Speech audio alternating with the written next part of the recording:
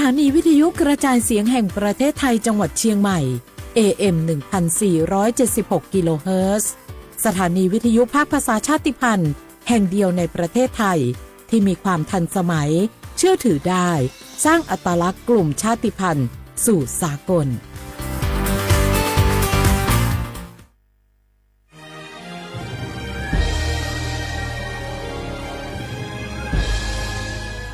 เกิดเป็นคนไทยเติบโตบนผืนแผ่นดินไทยจงภูมิใจในความเป็นไทยชาติไทยเรานั้นนับเป็นชาติที่มีความเป็นมาเก่าแก่ยาวนานเรามีภาษาวัฒนธรรมและมีสิ่งต่างๆที่เป็นเอกลักษณ์ให้เราได้ภาคภูมิใจในความเป็นคนไทยเราควรเห็นคุณค่าและมีความรักชาติหวงแหนแผ่นดินอันเป็นมรดกของบรรพชน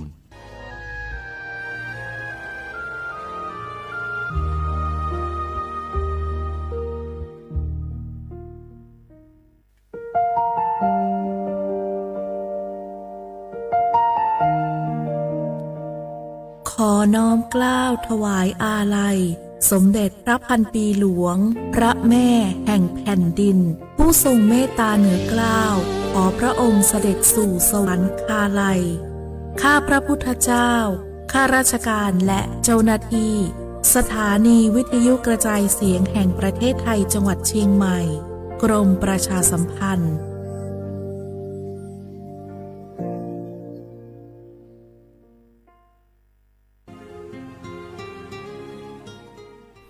This is a moment of profound grief for the Kingdom of Thailand. The collective voices of Radio Thailand Chiang Mai, join the Thai nation in mourning the passing of our beloved Queen Martha,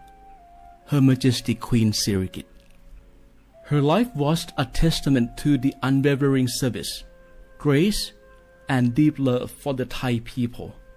Our humble condolences and thoughts are with His Majesty the King, the royal family, and all the Thai people during this deeply sorrowful time. We will remember her forever.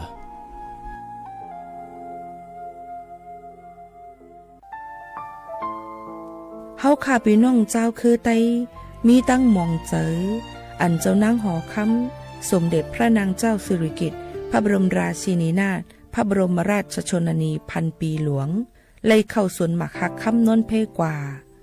ย้อนสู้เก่าตึงปันเฮาวิเย็นขวัญเงาเจ้าเฮาขาหอดถึงตีสุคติกัดเย็นเสกำเฮาขาพี่น้องก้นคือไต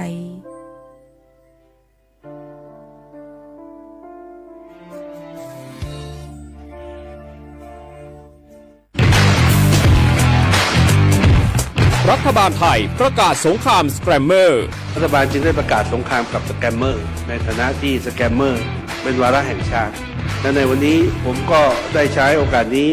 มารายงานความคืบหน้าและเน้นย้ำถึงสิ่งที่เราต้องร่วมกันทำต่อไปรัฐบาลได้จัดตั้งคณะกรรมการอำนวยการป้องกันและปราบปรามอาชญากรรมทางเทคโนโลยีขึ้นมาโดยมีผมเป็นประธานด้วยตนเองเพื่อให้ทุกหน่วยงานทำงานไปในทิศทางเดียวกันเราได้มีการลงนามบันทึกความเข้าใจระหว่าง 15 หน่วยงานหลักทั้งภาครัฐและภาคเอกชนตลอดจนสถาบันการเงินเพื่ออุดช่องโหว่ทางการเงินและตัดเส้นทางเงินของกระบวนการอาชญากรรมเหล่านี้สิ้นซากพบเห็นพฤติกรรมเข้าข่ายเป็นมิจฉาชีพแจ้งสายด่วน AOC 1441หรือ www.thaipoliceonline.com รวมพลังคนไทยต้านภัยสแกรมเมอร์นายอนุทินชาญวีรกูลนายกรัฐมนตรี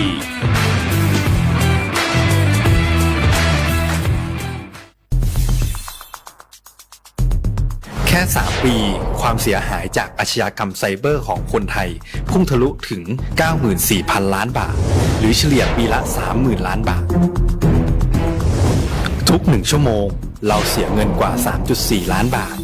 ให้กับมิจฉาชีพออนไลน์โจรไม่เห็นใจคนอาชีพไหนอายุเท่าไหร่สถานะทางการเงินแบบใดหมอพ่อค้านักธุรกิจนักเรียนแม่บ้านข้าราชการเกษียณทุกคนตกเป็นเหยื่อได้เสมอและวันหนึ่งอาจเป็นคุณหรือคนที่คุณรักเพราะจุดอ่อนร่วมของเหยื่อคือความเร่งรีบขาดสติหรือแม้แต่บางครั้งก็เกิดความโลภเกินไป อย่าปล่อยให้การกดคลิกเดียวลิงก์เดียวทำให้โจรยิ้มกว้างวันนี้ถึงเวลาแล้วที่คนไทยทุกคนจะต้องร่วมมือกันสร้างภูมิคุ้มกันอาชญากรรมไซเบอร์ช่วยกันหยุดก่อนที่ภัยไซเบอร์จะทำให้คนที่คุณรักและตัวคุณเองกลายเป็นเหยื่อ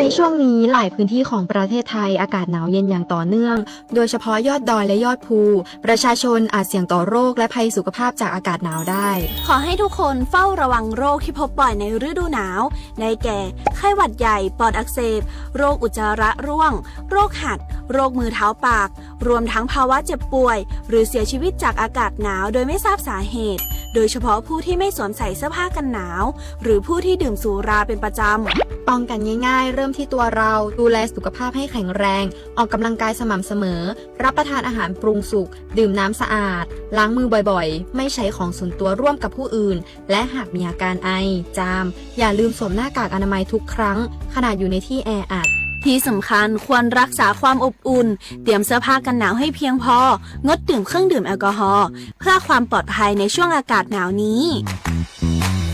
ดูแลสุขภาพให้แข็งแรงตลอดช่วงฤดูหนาวนี้กันด้วยนะคะด้วยความปรารถนาดีจากสำนักงานประชาสัมพันธ์ที่ 3 กรมประชาสัมพันธ์ใครๆก็รู้กันถุงยางอนามัยพกเอาไว้ช่วยได้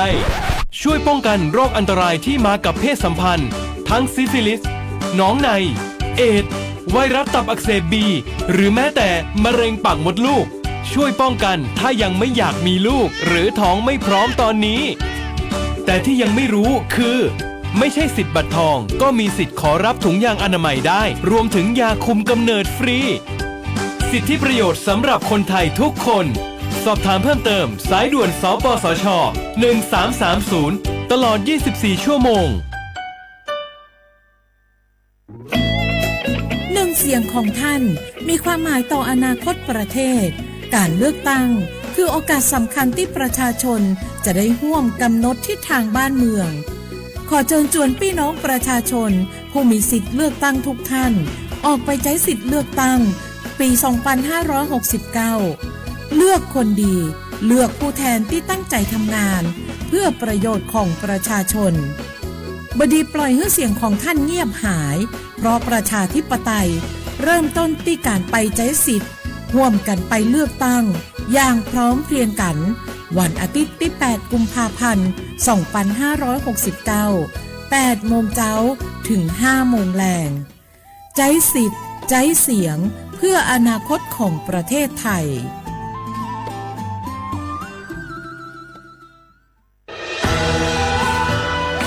จากศาลากลางจังหวัดน่านหลังเก่าพัฒนาสู่การเป็นศูนย์การเรียนรู้นันทศิษย์ป่าคารโดยมูลนิธิรักป่าน่านนับเป็นพระมหากรุณาธิคุณที่สมเด็จพระกนิษฐาธิราชเจ้ากรมสมเด็จพระเทพรัตนราชสุดาสยามบรมราชกุมารีได้พระราชทานนามนันทศิษย์ป่าคารอันหมายถึงอาคารแห่งความรู้ทุกแขนงของจังหวัดน่านภายในประกอบด้วยห้องนิทรรศการเฉลิมพระเกียรติรัชกาลที่ 9 แสดงพระราชประวัติและพระราชกรณียกิจของพระผู้ทรงเป็นพลังแห่งแผ่นดินและต้นแบบของความเพียรรถพระที่นั่งอนุสรณ์แห่งการเสด็จเยี่ยมราษฎรในถิ่นทุรกันดารทั่วทุกภูมิภาคของไทยพิพิธภัณฑ์ศาลากลางจังหวัดน่านความทรงจำของอาคารหลังเก่าและการอนุรักษ์สิ่งสำคัญของเมืองน่านเทคโนโลยีกับมนุษย์จุดประกายความคิดสร้างสรรค์สู่การสร้างนวัตกรรมในอนาคตน่านซิมูเลชันแนวทางจัดการขยะที่ยั่งยืนเพื่อตระหนักถึงผลกระทบต่อสังคมเศรษฐกิจและสิ่งแวดล้อมห้องสมบัติน่านย้อนรอยสู่อดีตและความรุ่งเรืองของนครน่านผ่านเงินตราเครื่องเงินและผ้าทองเปิดให้เข้าชมฟรีไม่มีค่าใช้จ่ายตั้งแต่เวลา 9 นาฬิกาถึง 17 นาฬิกาหยุดทุกวันจันทร์และวันนักขัตฤกษ์มาร่วมอนุรักษ์สืบสานสร้างสรรค์ศิลปะวัฒนธรรมและวิทยาศาสตร์ของเมืองน่านคุณค่าที่น่าภาคภูมิใจ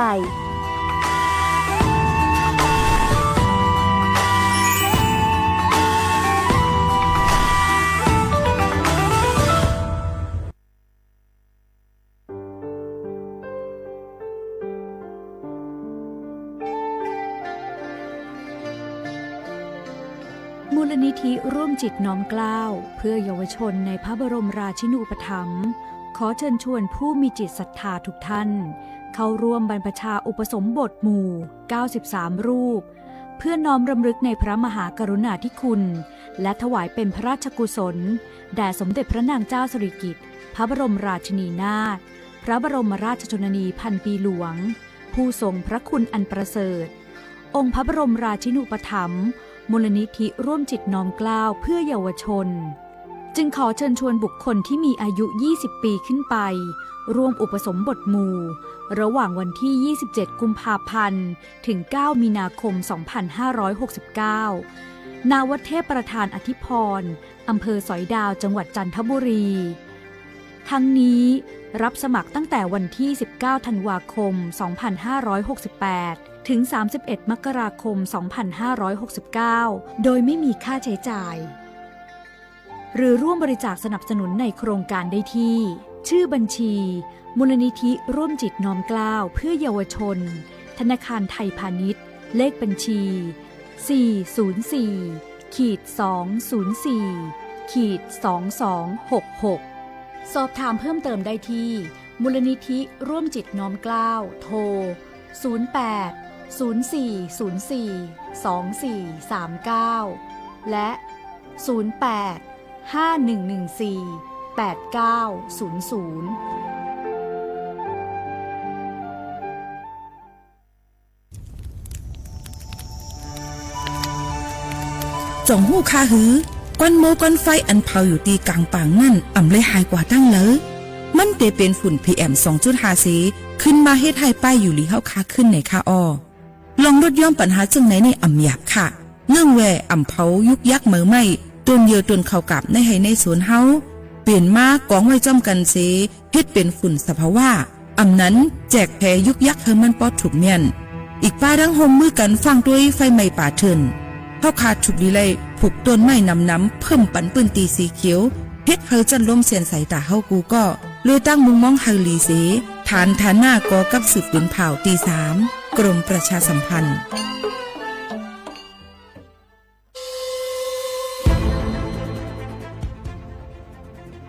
ย้อนผิดหมอกพี่น้องเขามาโฮมเป็นจุ้มเหลียวกันดั้งเจดอนเก้งใหม่โฮมกันแกลิดปัญหาไฟไหม้ป่าเถินหมอกก้อนก้องก้อนมูและฝุ่นเล็กๆ PM 2.5 ค่ะสั่งว่าโชพันไฟไหม้กับสืบกว่าตึงลาดไลตีอองตีแกลิดปัญหาไฟไหม้ป่าเถินและหมอกก้อนเจดอนเก้งใหม่หมายโฟน0531128808ในค่ะ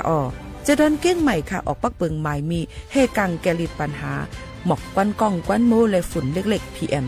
2.5 เนื้อปืนตีเหลออันอ่ำเลยคว้างเฮาเผาผ่านมาดีแอปพลิเคชันไฟดีห้ามเผากำเร็วในนั้นค่ะอย่าไปเผาล้าอ่ำว่าได้เป็นตีกลางปางอองตีห้ามเผาเกยยุกยักไม่ดอกกูอันในค่ะแต่เอาวันที่1เดือน1อิงเกรด2หิงปลาย26ต่อถึงวันที่31เดือน5 2หิงปลาย26ในผู้เหลอเผอเฮ็ดผิดปักเปิงเตญาตัวตามตั้งผิดจำหนังปักเปิงหมายมีกำเหลวในนั้นค่ะเลยตั้งมุงมองไฮลีเซห้องการฐานฐาหน้ากอกับสืบเจดอนเก้งใหม่มาโฮมเป็นจุ้มเหลวกันดั้งเจดอนเก้งใหม่โฮมกันรักษาสภาวะฟิงตื้นเป็นเฮ็ดให้จันล้มถวยเจออันลีต้องฟ้าเสียนเสออ่ำมีหมอกก้อนกองก้อนโม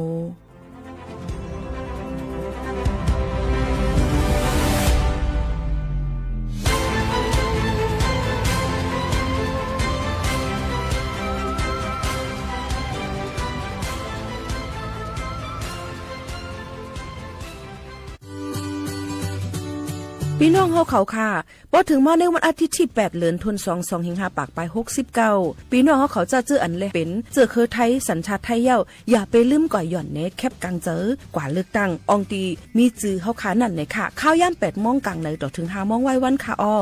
คักตอนง่ายๆค่ะเดเจอวัดไว้กับตัวอันเดียวกุ้ยก้นอันมีสุนตาเตกว่าหย่อนในแคบกลางเจอเตเลยวัดไว้หย่อนในแคบกลางใจอยู่3ไว้3สีจ้อมกันในค่ะสีเขียวเตเป็นวัดไว้เลือกตั้งสสแบบแบ่งเขตเลือกตั้งค่ะสีของเตเป็นไว้เลือกตั้งสสแบบบัญชีรายชื่อและสีเหลืองเตเป็นไว้ออกเสียงประชามติแก้ไขรัฐธรรมนูญในค่ะออกกว่าใจสุนในสุนเป็นตาอนาคตตั้งนาอันเฮาคาเลือกไว้ลุยมือตัวเจ้าเก่าอย่าลืมกว่าเลือกตั้งกันค่ะนะ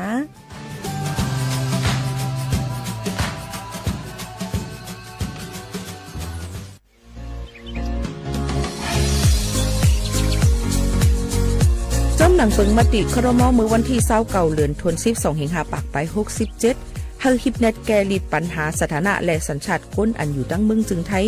จอมาตรา17นั่นตอนตาพี่น้องเฮาเขาอันเข้ามาอยู่ตั้งเมืองไทยหึงนั้นและมีไว้เข้าจอมเปิงเฮากว่ายืนย้อนสถานะต่างดาวของเมืองถูกแม่นจอมเปิงไล่ตอนตาลูกอ่อนอันเกิดตั้งเมืองจึงไทยมีอำนั้นก็แม่มีไว้ทะเบียนประวัติบุคคลไม่มีสถานะทางทะเบียนอำนั้นไว้10ปีถูกแม่นยาวในจึงเฮากว่ายืนย้อนสัญชาติไทยจอมหนังมาตรา7ทวีไล่พออยู่ตั้งกรุงเทพมหานครกว่ายืนไล่ตีสำนักบริหารการทะเบียนกรมการปกครองพออยู่ตั้งต่าง7วันในจึงกว่ายืนไล่จอมหนังวัดไว้อันเปิ้นออกปันเฮาขานั่นเข้าย้ำเหตุการณ์จอมหนังหลวงปองจึงต่อพอถึงวันที่29เดือน6 25ปากไป69ค่ะ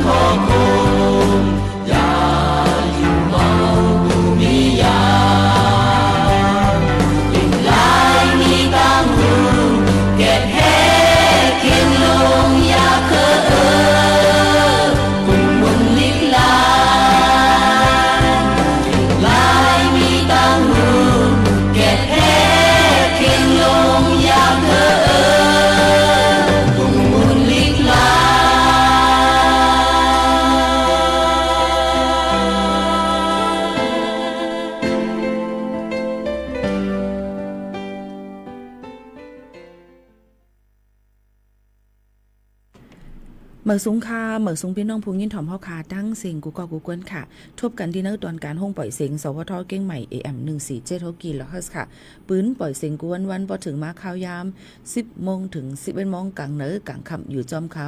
ยิงโมขาวนุ่นเป็นอ้อยก่ออ้อยแซ่พ่อแม่ปีๆน้องๆเฮาเขาจึงหนังไหนค่ะอ๋อพบทบจอมกันในตอนการเฮาค่ะที่ในเสให้อยู่ลีกลางยานเพเข็นในนั่นค่ะกูก็กูกวนในนั่นอ๋อตอนแต่ในวันเมื่อในก็ซ้ำถึงมาในวันจันทร์ที่26เดือนธันวาคม2 ปลาย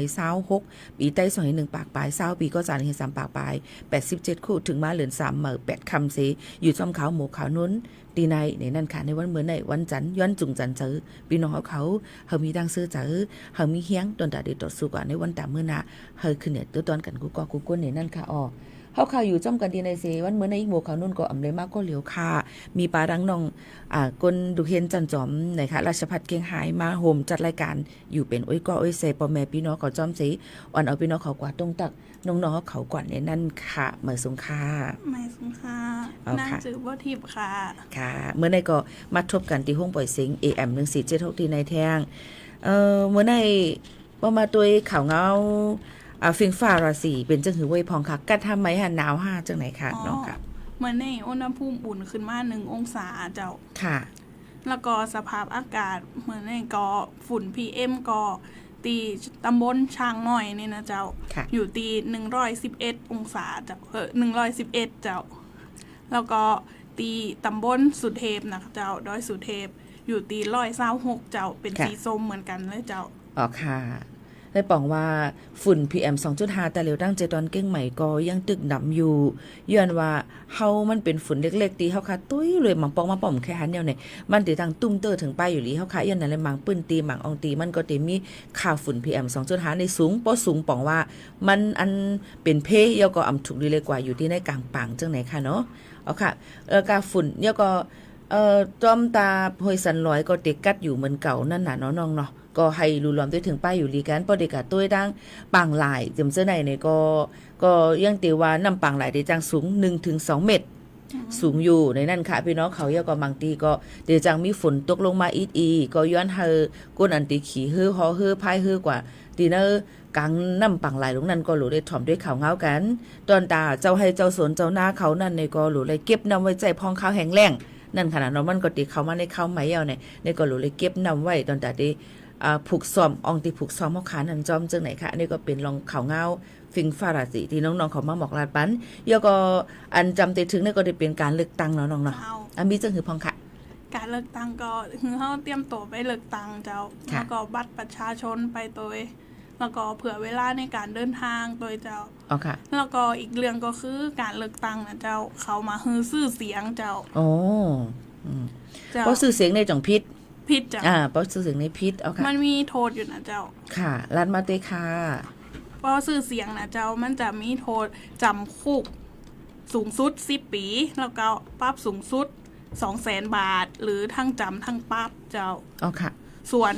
ผู้กรณีตีขายเสียงนะคะเจ้าคนขายเสียงโทษสูงสุด5 ปีแล้วก็ปรับสูงสุด 100,000 บาทเจ้าอ๋อค่ะอันนี้ก็จะเรียกว่าเพราะว่ามีปังหย่อนในแคบกลางเจออำนั้นก็ปังเลือกตั้งนั่นในเปิ้นที่อำปันซื้อสุนซื้อเสียงซื้อเอาเงินซื้อเอาว่าให้มาเลือกตั้งมาเลือกเข้านะจังนั้นจังไหนนั่นค่ะน้อยย้อนเปิ้นจังไหนในมันเป็นการผิดปักเปิงหมายมีในค่ะยก็มีสุนหรือตกคอกยก็มาตามเงินจอมในนั่นค่ะย้อนนั้นเลยอย่าไปหันปุนว่าเงินอีเสียก็กว่าเลิกก้นผิดมาเหตุการณ์กับมาหนังหือเฮาติขึ้นใหญ่ห้ำเตเป็นการให้เปิ้นเอาเงินเขาท่องเปิ้นก็เยาก็เป็นการอันที่มีรองตั้งขึ้นใหญ่ไหลนั่นขณะอันนี้ก็หลู่เลยฟังกันไว้จอมรองการซื้อสิทธิ์ขายเสียงจะในถูกหรือไรเป็นนั่นขณะสำหรับคนตีผมเห็นคนขายซื้อสิทธิ์ขายเสียงกันนะเจ้าค่ะสามารถแจ้งผ่าน4ช่องทางเจ้าเอาค่ะช่องทางที่1เนี่ยเจ้าสายด่วนกกต1444เจ้าเอาค่ะแล้วก็แอปพลิเคชันตาสับปะรดค่ะ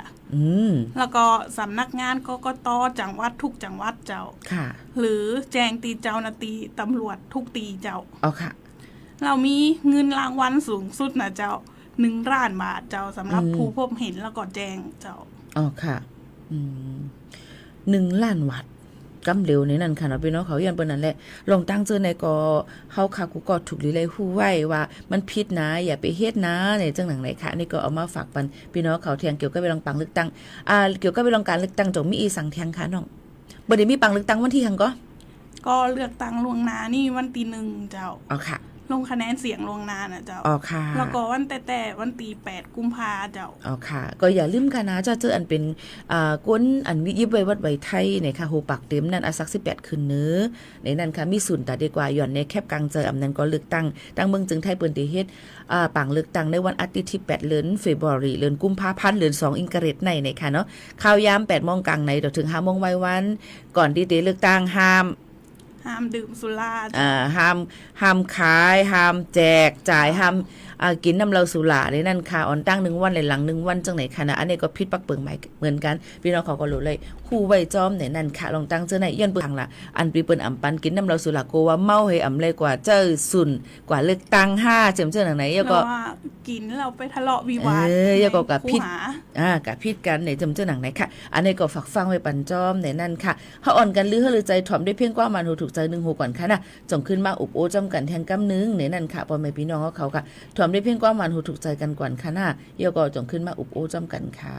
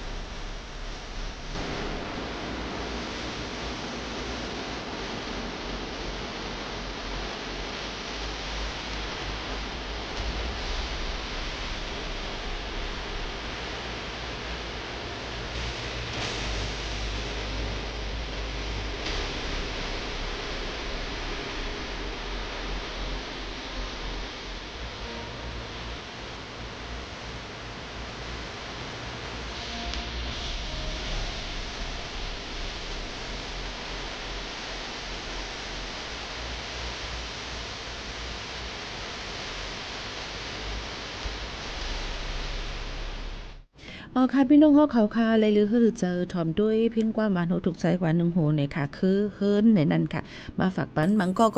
กว่ากินน้ำเหล้าสุราเมามิ่งมันก็เหตุการณ์ด้วยการซึ่งหือกอลีค่ะในเฮิรน1หลังในถูกเลยมีคนหลู่หลอมได้ถึงแล้วก็กุมทิ้งกันหนังเฮิรนเฮิรนเฮาค่ะบ่ได้มุนในนั้นค่ะก็มาฝากตอนจนถึงพี่น้องเขาค่ะอยู่ในขั้นตอนที่2ค่ะจอมน้องบัวทิพย์เนี่ยค่ะเมื่อไกลก็เลยลาดกว่าลองเขาเงาฟิงฟ้าราศีแล้วก็ลองปังเลือกตังในนั้นค่ะกำในแต่มีลองอีสังแทงค่ะเรื่องโรคภัยไข้เจ็บมาลองตั้งเป็นเนี่ยค่ะตั้งเป็นในเนี่ยค่ะหัวที่เกิดขึ้นมาเมื่อไรอยู่อเมริกันวันซิลิลมจังนั้นก็เป็นตั้งเป็นแล้วค่ะเมื่อในได้เป็นลองตั้งเป็นอีสังค่ะลองตั้งเป็นโรคอีสังตั้งโรคกะอีสังจังไหนค่ะค่ะเมื่อนี้ก็จะเป็นโรคไวรัสนิปาเจ้าตอนนี้ในประเทศไทยยังมาพบเจ้าค่ะแต่พบตีอินเดียแล้วก็มาเลเซียเป็นหลักเจ้าค่ะเขาติดอะไรเฮ็ดจังหือพองอาการมันก่อนนะเจ้าอาการมันก็คือจะเป็นอาการแบบเหมือนเฮาเป็นหวัดแล้วก็ปวดหัวรุนแรงจะอีเจ้าค่ะแล้วก็มีไข้สูงแล้วก็ทำให้สมองอักเสบซึมหรือชักใดเจ้าค่ะแล้วก็การป้องกันมันนะเจ้าก็จะมีการล้างมือด้วยสบู่ทุกครั้งก่อนสัมผัสหลังสัมผัสสัตว์เจ้าแล้วก็มากินผลไม้ที่ตกปื้นหรือมีรอยแมลงกัดเจ้าแล้วก็เลี้ยงสัมผัสผู้ตีแบบป่วยหรือไก่ตายประมาณนี้เจ้าก็จะเลยลาดว่าเดี๋ยวย้อนปิ่นปันแห่งกำนึงนึงค่ะก็นั่นแหละเพราะว่าตั้งเป็นนิป้าวันนี้เกิดขึ้นมาที่ตั้งเมืองอินเดียในนั้นขนาดน้อยก็แต่เหลียวตั้งเมืองจึงไทยได้ก่อยไปฮบทบยาก้นเป็นได้มันเป็นตั้งเป็นอันติดจับกันลูกดีตัวสัตว์มาสู่ที่ก้นเฮาคาในให้ไหนค่ะนะเยาก็มันก็ติมีลมไม่ไข้หนาวเนี่ยค่ะเจ็บไอเนี่ยค่ะเหมือนหนังเป็นวัดเนี่ยค่ะปอดไก่ถ้วยใจหยาบเนี่ยค่ะเยาก็ออกเตเกอเนี่ยค่ะเตจังเป็นลมในถึงอสักสายใจไล่ลูกตีกันเลยว่าล่ะก็จะเป็นแมงมิงอันนั้นก็ค้างคาวนะคะตัวเสื้อกันเนี่ยก็ตัวสัตว์เหมือนหนังว่าหมูว่าม้าว่ะเจือมาสัตว์มาอย่างเงี้ยเจ้าไหนก็ตีหับเจือตีหมิงนั่นมาให้เนี่ยขึ้นกวนเอาขึ้นมาเนี่ยค่ะเงื่อนเวลองการกินหมักไหมอันที่ตัวสัตว์มันมาคบมากิน5จังไหนค่ะยก็อันตกลีนว่าเจ้าไหนคะยก็หลูเลยใกล้ล้างมือให้หมดใส่เสียนใส่อยู่แต่เสียมือพ้องค่ะกับยิ้มเนี่ยตัวสัตว์นั่นนะคะยก็อย่าไปไกลอยู่จำก้นเป็นนั่นขนาดเนาะอันนี้ก็มันมีอียาไม่มีวัคซีนไม่มียารักษาเนาะมีวัคซีนให้กลางมียารักษามันเนี่ยค่ะเพราะเป็นจังไหนในจึงเฮาขาดถูหรือไรเงื่อนเวยก็เพราะว่าเกรดกว่าดังตาเลียวตีคงเฮอหมินเจดอนเก้งใหม่อันนั้นก็ท่าอากาศยานเชียงใหม่เปิ้นก็ไว้ปักเปิงกด7กดทัดด้วยกูจังกว่าหบทบยาตั้งเป็นเชื่อไวรัสนิปาในมาในนั่นค่ะเนาะยก็กว่าเลยทั้งเมืองอินเดีย5ดีไหล5ในก็ไว้พะลา5จังได๋ก็หลู่เลยฟังกันไว้ในนั่นค่ะลองตั้งเป็นอันในค่ะเนาะตั้งเป็นนิปาได้ในค่ะลีโกเต้ๆถึงอาสากสายใจไล่ในคณะพี่น้องเขาค่ะในก็ตึกเกิดขึ้นมาลีโกหรือเซโควิด19ก่อนแต่ว่ามันก็จับง่ายเหมือนโควิด19แต่ก็ว่าตั้งเป็นอะไรลีโกเต้ๆว่าเนี่ยค่ะอันลูกทีแมงมิงมันก็เตว่าวิงความไตตั้งข้างขาวเดี๋ยวข้างขาวในนั้นค่ะซึ่งไหนค่ะเนาะมันก็เตว่าวิงว่ามิงเฮาได้ห้องมิงพี่น้องเขาได้ห้องวิงก็จังเป็นไรลองตั้งซึ่งไหนมันลูกดีตัวในมาเสเข้ามาสู่ดีตัวก้นเฮาคาเนี่ยค่ะตุ้มตื้อถึงอาสากสายใจไล่กอบนั้นอันนี้ก็หลู่เลยฟังกันไว้จ้อมในนั้นค่ะพี่น้องเขามีลองตั้งหมดใส่แซนใส่กันจ้อมไหนค่ะมีอีสังเทียงคาน้องบัวทิพย์ค่ะแล้วก็อีกเรื่องจะเป็นราคาทองเจ้านี่เลยเจ้าก็คือค่ะเจ้าไหนพุ่งขึ้นอีกแล้วเจ้า 1,500 บาทขึ้นมาเป็น 75,000แล้วเจ้าทองทะลุ75,0001เกียบอันนั้นก็1วัดค่ำ1ค่ำ1เกียบอันนั้นก็1วัดเนี่ย75,000 75,000 บาทเนาะแล้วก็บ่เป็นคำแต่งคำรูปพรรณกะกันบ่ก็คือค่ะ73,000เจ้ากะกันจังไหนยาวค่ะในวันกลางไหนในก้อยก็กาขันค่ำคืนลงๆอย่ามีอยู่หาปอกยาวเรื่องไปถึงสุดวันเฮาก็หลูเลยไปตุ้ยค่ะปักตาไปตุ้ยว่าลองการกาขันค่ำในตีสูงมาแทงหมอกกาหือยาวก็ตีลดย่อมกว่าแทงหมอกกาหือในนั่นค่ะพี่น้องเขามันก็ตีกล้าขายค่ำก็ตีอ่อนกันสนใจเกี่ยวกับลองซื้อค่ำไว้อันนั้นก็ตีไปขายค่ำมาจะในก็ตีต่างเป็นไรในนั่นค่ะในก็เป็นกาขันค่ำเนี่ยค่ะเดี๋ยวก็แทงลองนึงตั้งใจดอนเก้งใหม่ในเดลิหันว่ามีจุ่มลูกอ่อนก้นไตเฮาขานั่นเนาะ เป็นจุ้มเสตั้งหมู่เป็นก่อเป็นจุ้มเฮียก็กว่าเฮ็ดให้เปิ้นเนี่ยค่ะเจ้าหน้าที่เปิ้นก็ยอบกว่ากอบนั้นแหละพี่น้องเขาจะเจออันมีลูกมีหลานหนุ่มยิ่งหนุ่มใจอันให้เจ้าไหนก็ให้รู้รวมด้วยถึงกันแล้วก็ฟังไว้ปันเขาจ้อมเนี่ยค่ะอย่าไปเฮ็ดเฮาอยู่หยาบคันเจอยันเปว่า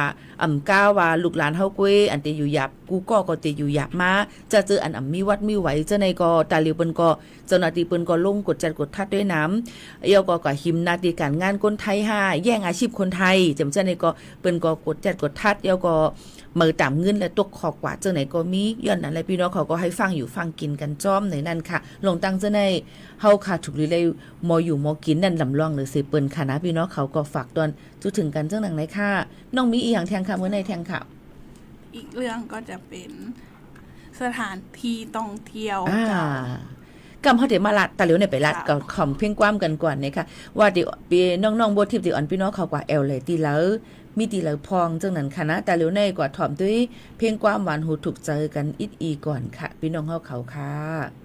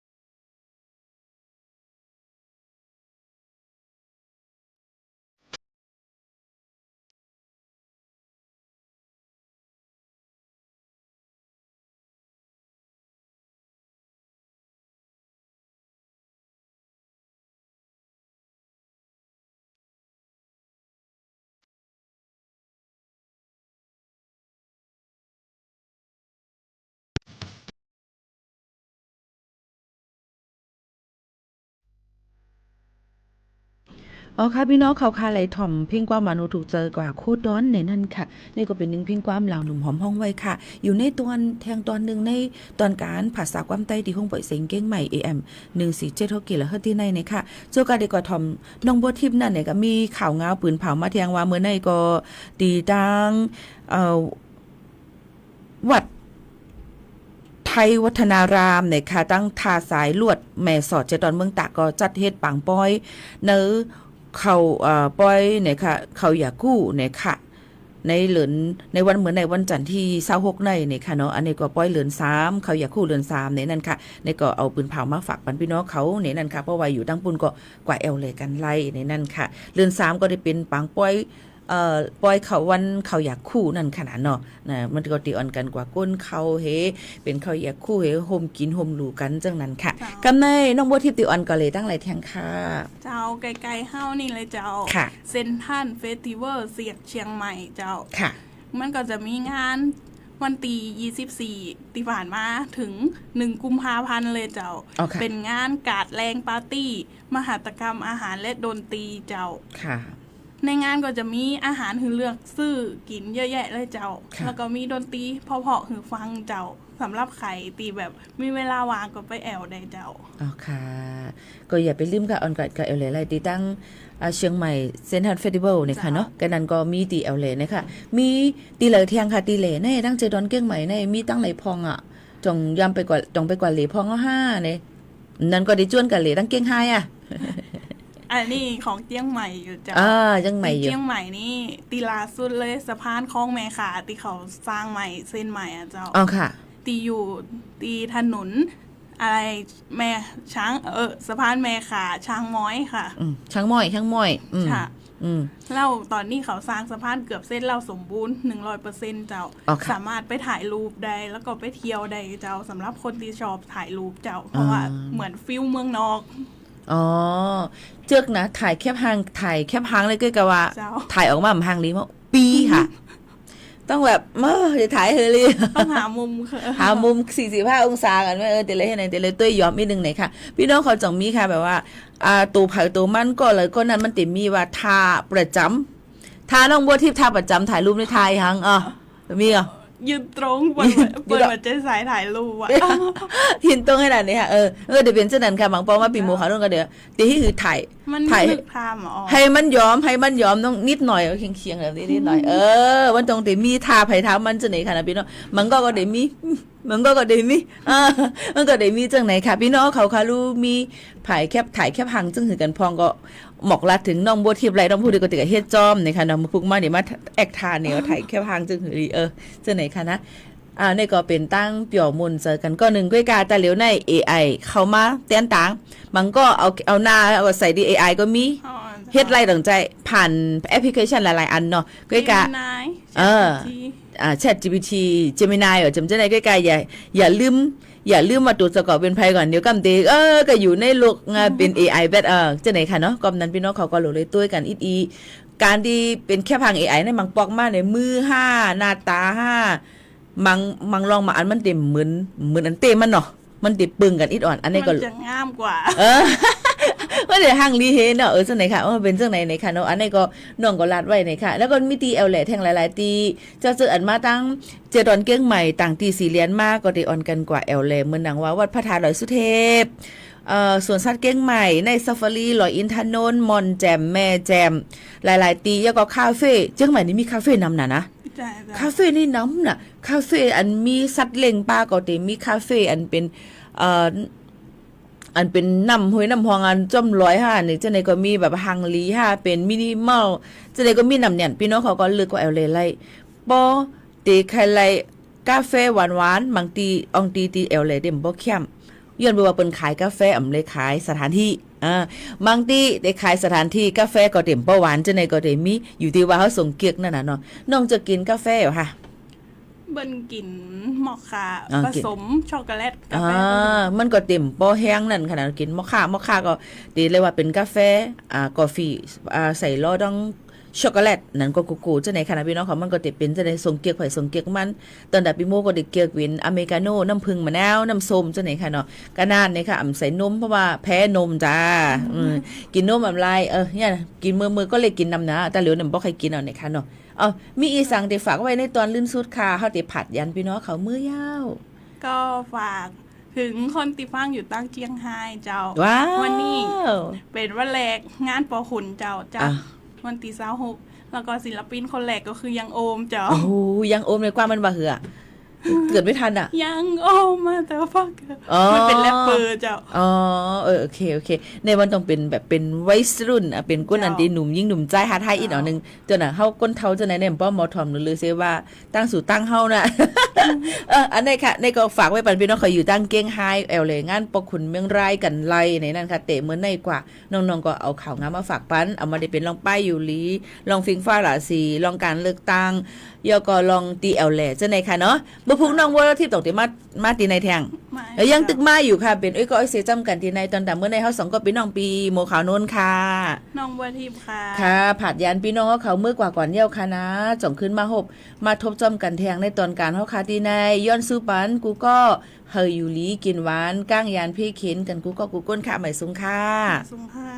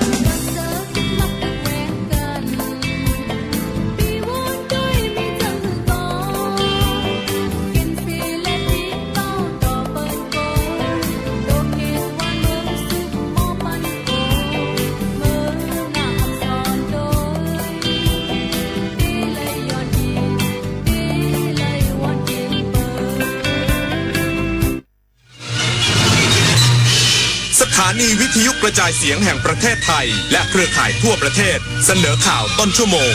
รู้เร็วรู้จริงเกาะติดทุกสถานการณ์